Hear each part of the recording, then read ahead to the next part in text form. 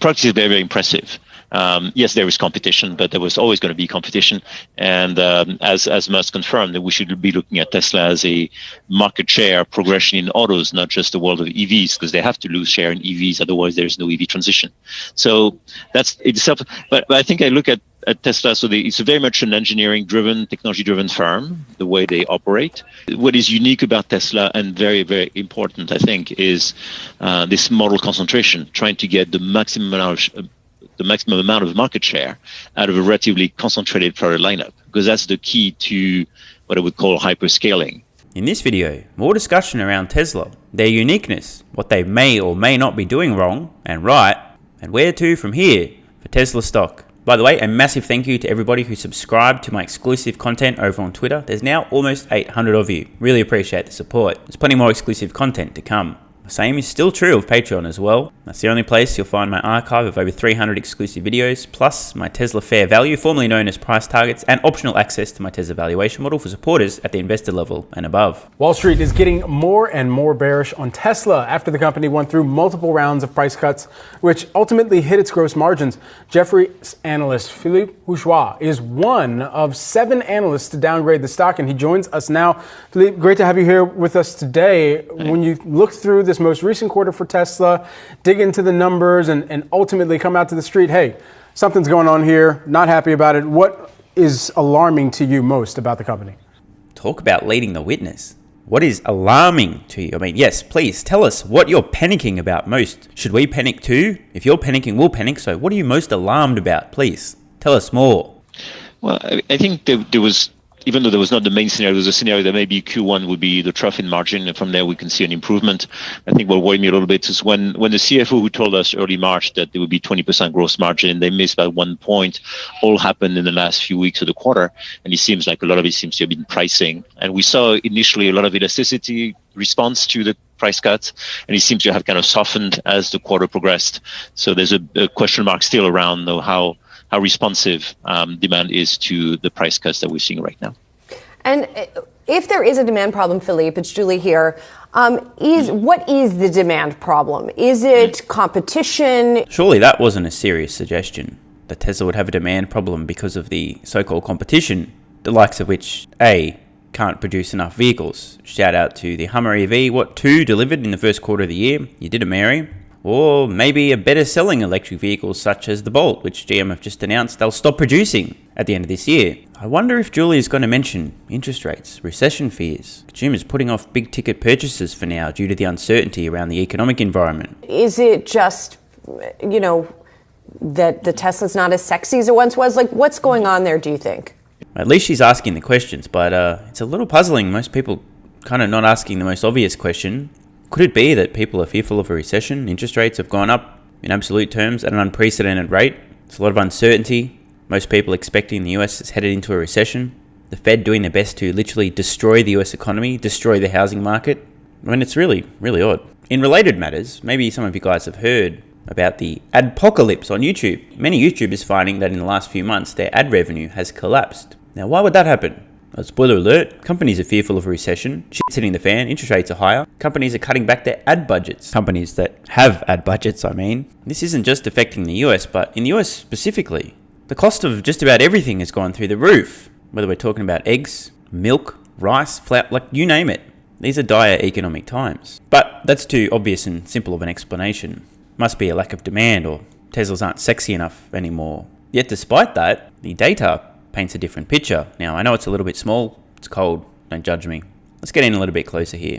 Anyone notice something? In the United States, in March, last month, Tesla Model Y was the 4th best-selling vehicle in the entire country. Sales up 66%. And notice the number 1, 2, and 3 best-selling vehicles in the country all happen to be in the crosshairs of Tesla's Cybertruck. They're all pickups. If we exclude pickup trucks, the Model Y is the best-selling vehicle in the United States. Of course, we're not excluding pickup trucks. I'm making a point, however. In Q3, deliveries of Tesla's pickup truck killing pickup truck, the Cybertruck, begin. And their Model Y, the SUV, is already the number 1 selling non-pickup truck. You know what this is going to look like in a couple of years, right?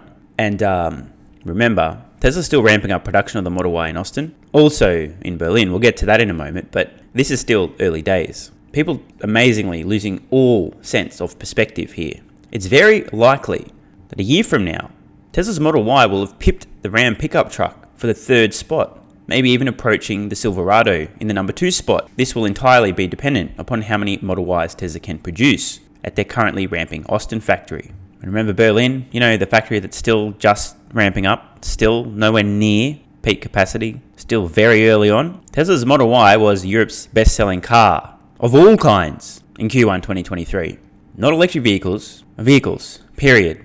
All forms, all categories, in all of Europe. Model Y, the number 1 selling vehicle, and in the US, number 4, and quickly climbing up the ranks. Does this sound like a demand issue? My prediction is that Tesla's Model Y will be the best-selling vehicle on planet Earth this year, and next year it will also be the best-selling vehicle on the planet. So too the following year. Rinse, recycle, repeat. I genuinely believe that demand is not an issue. Many consumers who want to buy a Model Y, want to buy a new vehicle today, are going, oh shit, man, I might lose my job, interest rates might go up again, my mortgage is expensive as right now, maybe I won't buy a car just yet, I'll wait. These consumers still want to buy a vehicle, but they're postponing their purchases. Now, many people at the moment are under the impression that you can advertise your way out of a recession. I personally expect that Tesla will continue to drive their cost to produce Model Ys down as much as possible and pass on those cost savings. In addition, depending on order flow, they'll adjust prices dynamically up or down as needed to continue to sell through all of their production so they can keep growing at the maximum possible speed. The whole accelerate the world's transition in the mission statement, the keyword there, accelerate. Tesla's mission isn't to decelerate the world's transition. There continues to be a lot of discussion and debate around whether or not Tesla should advertise. Tesla, the same company who have the best-selling vehicle in Europe and the 4th best-selling vehicle in the United States, the same vehicle whose production volumes are ramping up at both locations, that company. I'm sure Tesla will advertise at some point in the future. Elon's discussed this. He said they probably should at some point. But an issue a lot of people seem to be having a hard time grasping, including many folks, seem to be suffering from small brain syndrome. I saw some very strange examples of that on Twitter yesterday where people were putting words into my mouth that were never uttered.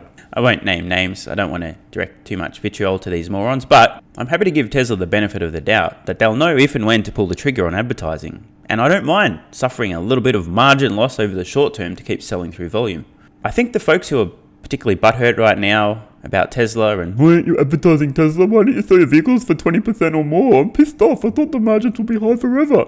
Don't believe FSD is ever going to be solved. They just don't believe autonomy is going to happen. Because if they did, I think they might understand the value of getting these vehicles on roads, collecting data, and then in the future, being able to be massively monetized when they subscribe to the software package once it has more function. And I do just want to address the folks suffering from small brain syndrome who've been saying things that are untrue. Advertising works. I literally worked in an advertising agency for more than half a decade. I'm fairly familiar with the industry. Advertising is a very effective way of manipulating consumers into buying your products. The question isn't, does advertising work? Again, I'm just putting this on the record for the folks with SBS. Advertising works. The question isn't, does it work? It does. The question isn't, should Tesla advertise? The question is, when should Tesla advertise? And personally, I think, one, Tesla has the data, we don't. We should probably give them the benefit of the doubt. They probably know what they're doing. I don't know, we've got a pretty decent track record of Tesla knowing what they're doing. The real question is, should Tesla expend any energy at all around advertising now when that same energy could be better used, say, driving the prices of their vehicles down or continuing to grow their production capacity? Now, there'll be people who argue in the comments, it's not either or. I know both things are possible, but again, at this point in time, 100% of Tesla's collective energy is doing what they're currently doing. If you add something else that they're not currently doing, you need to take that energy that was previously 100% focused on what they're currently doing, some of that energy, you need to dilute that and redirect it. These are just the facts. I would personally prefer that Tesla didn't have managers and executives sitting around boardrooms deciding on which way of manipulating consumers is going to be the most effective. Oh yeah, the jingle's pretty dumb, change. I personally would rather they were just focused on making the product better and cheaper and making more of them. But that's just me, somebody who isn't being judged on his quarterly performance and doesn't have angry clients and doesn't give a flying f*** what Tesla's stock price is currently doing. I care what the company's doing, not the stock price. The final point, again, I think that most people are forgetting is that at the same time, Tesla is dynamically adjusting pricing whichever way they need to. They're also driving the cost to produce their vehicles down. Everyone keeps forgetting this piece of the puzzle. As I've mentioned, if a consumer today can't afford to purchase your product but they would like to, no amount of advertising will enable them to afford your vehicle. Now, those with small brain syndrome are about to say, oh, no, if your ad's really good, they'll take out a loan, I'm not talking about the people that can find a way to make it happen. I'm talking about the people who literally do not have the means, they can't get the loan, they can't afford the repayments, etc. They just don't have the cash. No amount of advertising can make a vehicle more affordable to consumers. This is a fact. And if you're unable to grasp this, congratulations for discovering how to use the internet. So the question, over the long term, should Tesla be focusing their energies on making their vehicles more affordable so more people can afford them? Or should they divert even the smallest amount of that attention, energy, time, to manipulating a few consumers who didn't know about Tesla, didn't know about the benefits of Tesla, into buying their vehicles at a higher price point today? One of those strategies seems very short-sighted and short-term. Now, it's true. If Tesla started running ads today, I don't know how much of a return they'd get. You'd hope they'd make their money back, but you never know.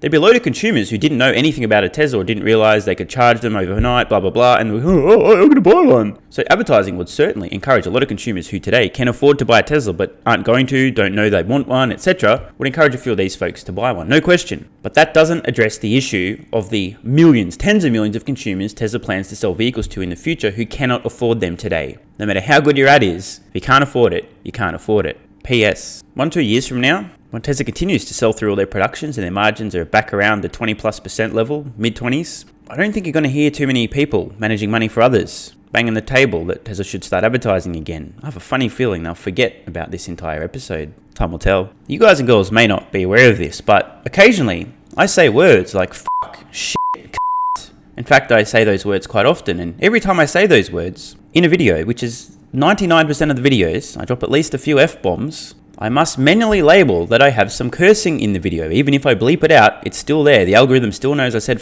fuck and it still counts. And as a result of this, there are some advertisers who will not run ads on my videos simply because I said fuck. But see, the thing is, despite the fact that I'll say fuck and lose some ad revenue, lower ad revenue, that almost sounds like lower margins. Despite this fact, I'm product focused. From day one, I always intended on being my honest self. Not self-censoring. Now, in fairness, I do ham it up a little bit. The YouTube persona's a little bit more obnoxious than the actual guy behind the persona. But I say what I mean what I say. And I don't self-censor. Now, many people from the outset, bro, stop swearing, bro, unsubscribe. And I literally cost myself a substantial amount of ad revenue. It's got to be in the 6-figure range already from those lost ads. Because I say because I don't care. But here's the thing. As I said, I'm product focused. And I've laid the foundation by being my genuine self and not censoring, despite the fact that I've taken a temporary hit on margins, aka lower ad revenue, because I continue to say I built my equivalent of the robotaxi fleet, able to awaken in the future. You guys might have heard I've got a Patreon page. Now, I don't compare, I haven't checked the numbers, but I'm fairly confident in suggesting you won't find anyone else on YouTube with a similar subscriber base on YouTube covering similar content who has even close to the number of people supporting them on Patreon. So too, Twitter subscriptions. Now, why would that be? Why would it be that a guy who swears and offends part of his audience and takes a hit on his margins, his ad revenue, by swearing, why would it be when this same guy decides to start a premium subscription service, there's an outsized amount of interest and support? Why would that be? Well, rather than trying to manipulate you guys, wearing a suit, a tie, being perfectly groomed, and never saying anything that would offend anyone, I've always had a long-term plan. Be myself, add value, don't self-censor, put it all out there, and my belief has always been that I'll have a much stickier audience. Seems to be working just fine for me. Sometimes being unconventional can be a great long-term strategy. If I were to ask the experts, and believe me, there's been plenty of so-called experts in the comments telling me how to run a YouTube channel from day one. Don't do this, stop doing that, unsubscribe, f*** you, I'm going to go watch Tesla Daily instead. I'm like, cool, that's fine. Don't worry, I'm not butthead. I'm not here to please everybody, it's okay, relax. All of the experts from day one would have said, bro, you want to maximize your revenue, don't swear. Never mention that you consume cannabis, that would be just disastrous. Don't ever share any opinions on any controversial topics because people are going to get mad and unsubscribe. And by the way, they do, but no f***s given. Make sure you're clean shaven. Make sure you're wearing a nice suit. Make sure you're perfectly well groomed. Fix your f***ing background. Nobody wants to see your kitchen. Your microphone shit. Oh, and also talk about things besides Tesla because otherwise you'll have a very limited audience size. These may be fair points, just like if Tesla were to advertise, they'd sell more vehicles at higher prices over the short term, no question, because there's some people today that don't know the benefits of a Tesla.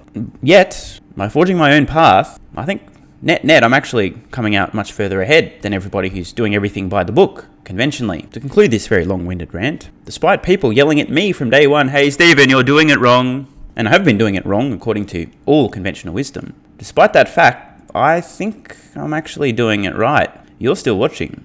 And Tesla as a company tend to do things in an unconventional manner. Some people don't get it. Many experts like to tell them, hey Tesla, you're doing it wrong. But so far, who knows what happens in the future, but so far it's worked out okay for Tesla. I would like to give them the benefit of the doubt. So far, their track record of acting unconventionally, doing it wrong, has in fact been the best way to do things. But of course now, this is a time where it magically changes and they should start doing things the way that they're supposed to do them, not the way that they've been doing them. Do it like everybody else. Don't you know, Tesla? Don't you understand? You're supposed to advertise, not adjust your pricing dynamically, because that's how you sell 20 million vehicles per year, by advertising, not by making them more affordable. We think, part of the reason we decided to downgrade the stock is we look at the product is very, very impressive. Yes, there is competition, but there was always going to be competition. And as Musk confirmed, that we should be looking at Tesla as a market share progression in autos, not just the world of EVs, because they have to lose share in EVs, otherwise there's no EV transition. So that's itself. But I think I look at Tesla, so it's very much an engineering-driven, technology-driven firm, the way they operate. Now, this is a great point. They really are an engineering-driven company as opposed to a sales and marketing-driven company, which means they're doing it wrong, as we've heard and we continue to hear. And maybe they've been a bit lighter or less competent in terms of thinking, what does it take to keep a consumer product alive? How do we manage transition? How do we widen the offer in a way, and how quickly do we bring in refresh of the models or new models to expand the range a little bit? And I think that as the market softens, we have more recession fears, affordability is a concern, then you've got a bit of an air gap, I guess, in the growth trajectory of Tesla. You've got the CEO of Tesla, of course, pounding the pavement, and Elon Musk, and begging for one thing right now, even via Twitter openly, and it's for more lithium refineries to start up and more entrepreneurs to go into that instead of launching some new tech company. How much is lithium baked into even the bear case at Tesla right now? Mm-hmm. Well, we saw a big spike in lithium, and it's been coming off. I guess one thing about mining or refining is if you need more, you look for more and you invest more. So I think there's the risk on the lithium situation is not, as Musk said a number of times, it's not the sheer availability of the material. It's getting it in a process through a process that is manageable, that can be scaled up. And you are going to have probably mismatches in the timing of demand and availability. I think there was a spike in lithium as we kind of looked at an acceleration of EVs. There was a bit of a lag in supply. Now supply is improving, or the investment is improving. Lithium has edged. So I think we're going to see some volatility in the timing mismatch between supply and demand. That's to be expected on lithium, is to be expected in other materials as well, I think. Definitely a fair point. No one expected the amount of demand for some of these key materials that there currently is and will be in the future. Well, almost no one. There may have been one or two companies who saw the need for these materials ahead of time, took matters into their own hands as much as possible, and have been banging the drum on regular earnings calls for years in a row. Hey guys, we're going to need a lot of this stuff. Can you please make it? We'll buy it if you just make it. License to print money. Resources materials are actually going to be a major limiting factor on global EV production scaling. Demand ain't the issue, as I said. Production goes up, costs will come down overall. Can we get the materials to go in the batteries, to go in the vehicles, to sell to consumers? That's going to be the major constraint, the big bottleneck. Philippe, you spoke a minute ago about broadening out the offering, right? And there was some anticipation maybe of a lower price vehicle coming at some point. Instead, it feels like we've heard more about the Cybertruck finally coming out. What are the stakes here for that lower price mass market offering from Tesla? Yeah. Well, the first point I would make is what is unique about Tesla and very, very important, I think, is this model concentration, trying to get the maximum amount of market share out of a relatively concentrated product lineup, because that's the key to what I would call hyperscaling. The dude's right. As I say, Tesla's goal, make one category killer per category and win. Not 12, not 42, one. Parts in common, a lot of overlap, reduced complexity, economies of scale, and it seems to be working. What was the number one selling vehicle in Europe again in the first quarter of 2023? What was that? Oh, that's right. Tesla's one category killer per SUV category. And in the US, the number 4. Oh, that's right. Tesla's one category killer in the SUV category. Call me crazy, but it seems to be working. I wonder why no one else thought to do that before. Oh, that's right. Because everyone else was doing it the way they meant to do it, not the wrong way, like Tesla does it. If Tesla needs 100 models to gain 10% market share globally, well, it's the same thing as Volkswagen, and what's the point? So there's always going to be this work towards trying to maximize the volume of every model, but at the same time, they only operate in a small part of the market. So there are two things at work. There's need to expand the model lineup to cover more of the market, and there's need to maybe manage the life cycle of those products a bit better, and develop tools to basically have a smoother progression in growth and cash flow and earnings. And I mean, that's been kind of a weakness of Tesla, as they were focused on the product, on getting the product right, the engineering, the manufacturing, and they need to kind of maybe broaden a bit of their scales. Yeah, good point. Tesla would have been much better off having half a dozen SUVs instead of just the Model Y. Now, I understand his point. Tesla hasn't yet finished releasing products in every major category. Still no pickup truck, it's coming soon, next quarter. Still no van, coming soon. Still no compact, coming soon.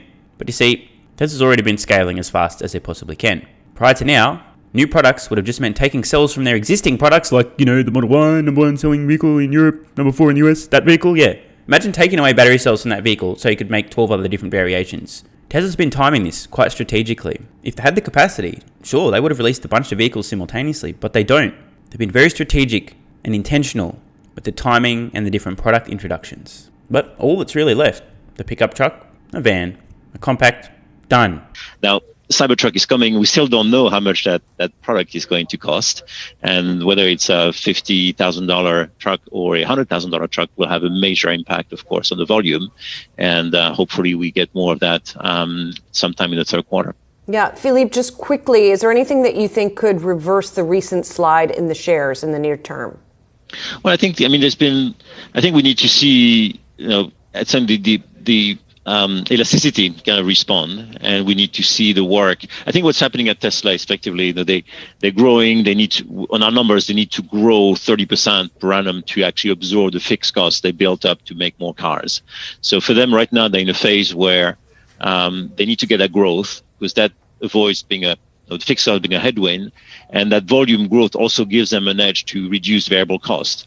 But I think it's an ongoing process, and then of course the IRA subsidies will start kicking in and will help as well. But I think it's Tesla has always been about the affordability. For a while they were expensive cars, they were seen as premium cars. Their mission of Tesla is to make cars more affordable. So right now they're cutting a price, improve affordability. You need to get the cost to follow. The dudes nailed it. Couldn't have said it better myself. And whether it's commodity cost or volume leverage, all that is going to contribute. We just don't know exactly when the trough will be, or when we start to be looking at upgrades to earnings as opposed to flat to down, which is right now the market sentiment. Right. As you said, it could take some time. Philippe, thank you so much for your time this morning. Philippe Bourgeois, Jefferies Managing Director of Global Autos Research. Thank you. Now, as I've said, hope is not a strategy, but if I'm being honest, I really do hope that investors continue to panic and look over the short term. Oh no, margins are below 20%. It's the end of the world. That may offer a slightly prolonged period of time where I can continue accumulating Tesla stock. Tesla's market cap today, as I record this, about $500 billion. In 5 and 10 years' time, I think a lot of people are going to be looking back, wallowing in regret, for having been too focused on the trees and having missed the forest entirely. But time will tell. And as someone who's been doing it wrong most of their lifetime, I hope Tesla continues to do it wrong as well, despite the extremely well-meaning feedback from all the so-called experts, most of whom just so happen to coincidentally be managing money for other people and are judged on short-term results. And totally get it from their point of view, by the way. If I was managing money for other people, I'd be like, oh my god, Tesla, advertise! The stock's down, advertise! But I'm not managing money for other people, so I have the luxury of having a long-term perspective. Interesting. Speaking of a long-term perspective, this doesn't just come to investing, so too my health and overall well-being. You know where this is going, don't you? It's about time you tried Athletic Greens AG1. I've been taking this stuff for more than 2 years, feel amazing, massive boost in energy, lots of other perks as well, but the biggest one, of course, for me, more energy throughout the day, no more afternoon fatigue, I just feel better overall. It's not surprising, given my body what it needs to feel and perform its best, helps me to feel and perform my best. Athletic Greens AG1 is packed full of 75 high-quality vitamins, minerals, and whole food source nutrients, plus prebiotics and probiotics and adaptogens and digestive enzymes. And when I say packed full of, I really mean it. Where do we even begin? Vitamin A, C, E, riboflavin, niacin, vitamin B6, folate, vitamin B12, biotin, calcium, phosphorus, magnesium, zinc, manganese, copper, sodium. I could keep going on, literally. Of course, if I did that, this video would be about 400 years long. When I say packed full of, I mean packed full of. Now, there are some Einsteins who like to explain in the comments every time I promote Athletic Greens AG1, bro, you can just get all the stuff you need in a diet. Just eat it. You can get everything you need from a balanced diet. These people, unfortunately, are demonstrating what we call the Dunning-Kruger effect. It's true, you get enough to survive from your diet, but if you want to thrive and optimize your health, bro, you ain't getting this in a diet unless you're eating about 400 tons of food every day, which isn't a sustainable strategy. Plus, if you head to athleticgreens.com/SMR or click the link in the pinned comment, get a 1-year free supply of vitamin D3 and K2, and you'll be well on your way to feeling and performing your best. Try it for a month. See how you feel. If you don't get the results you're looking for, get your money back. That's why there's a money back guarantee. AG1 boosts energy, supports immunity, helps with recovery. Almost everyone who tries it feels better. So what are you waiting for? Click the link in the pinned comment or head to athleticgreens.com/SMR. Start your daily health habit now and let me know how you're feeling in a few weeks' time. And don't forget, I'm still posting loads of exclusive content available only on Patreon, and also posting exclusive content you'll only find on Twitter if you're a subscriber. So see you over on Patreon and or Twitter subscriptions. Love ya.